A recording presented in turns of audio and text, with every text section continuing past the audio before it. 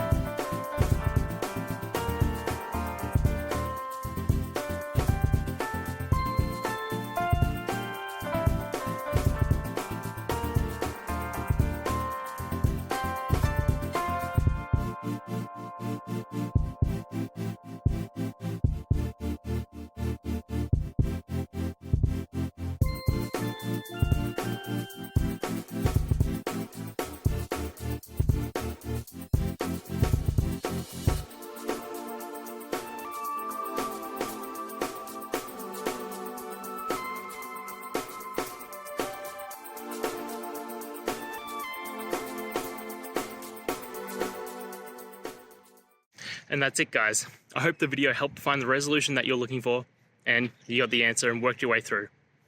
If it did, please hit subscribe. I'd really appreciate it. And until the next time you need technical help, I hope you have a good one.